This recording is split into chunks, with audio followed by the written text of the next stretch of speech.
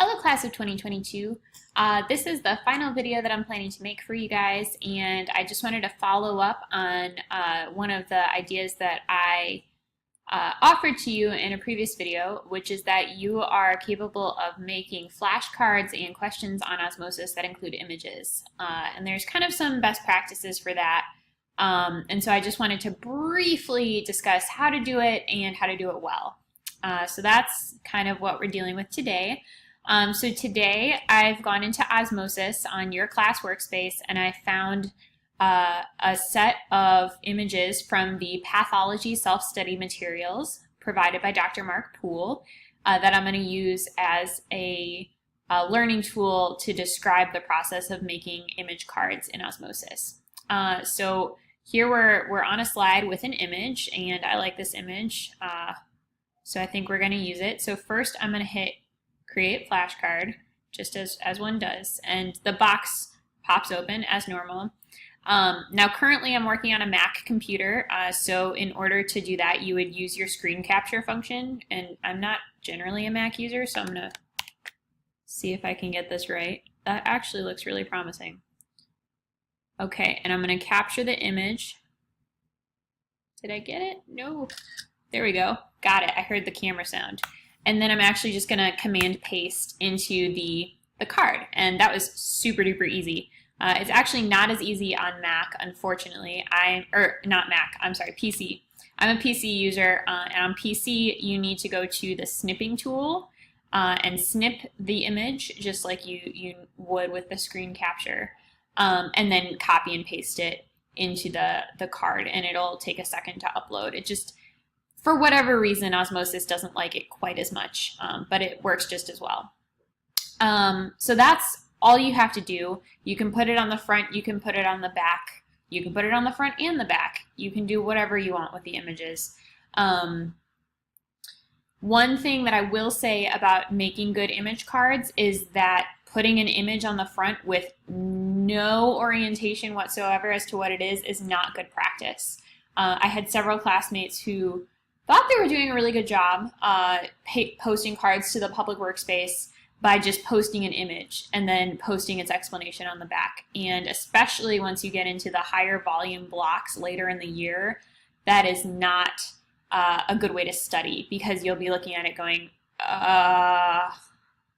there's like 6 things that maybe look like that. I don't know. So what I do for image cards is I try to provide like a little bit of a lead-in or a vignette or something like that. So for this one, this is a picture of fibrinoid necrosis, and on the slide that Dr. Poole has provided, it says that it's found in immune reactions involving blood vessels, and that it typically occurs with antigen-antibody complexes being deposited into the walls of arteries, and it results in a bright pink and amorphous appearance in H&E stains, which is called fibrinoid or fibrin-like. So that's probably enough information for like 4 good flashcards, so I'm just going to write a couple. First, the image below shows a ring of bright pink amorphous material deposited into the wall of an artery. This is an example of, double bracket, fibrinoid necrosis. Okay, so that's going to be one of my cards, and I'm going to add tags, of course. Oh, and I haven't made a tag for pathology yet, darn it. Let's make one.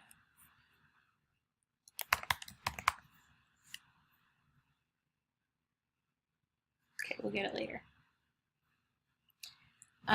Okay, so, hold on, we don't have a picture.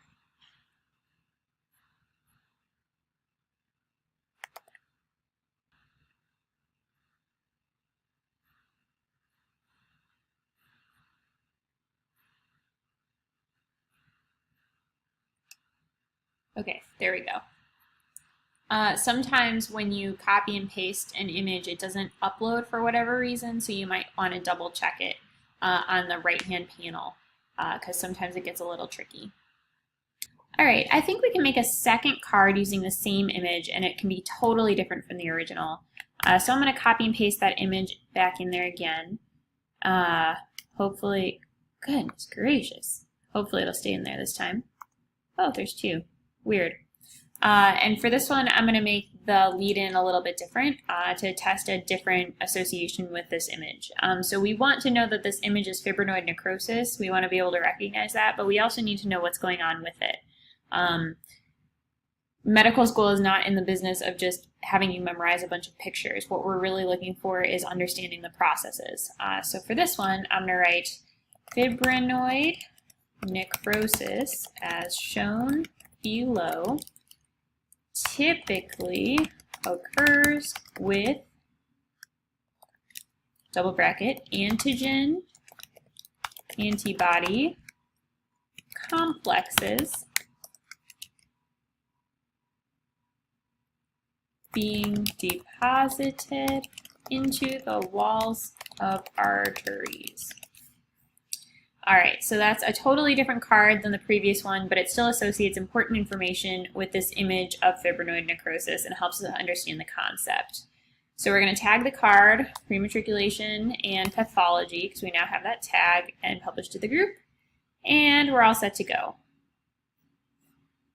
And I'm going to make sure that it's really there, and as you can see, it actually did take the picture this time.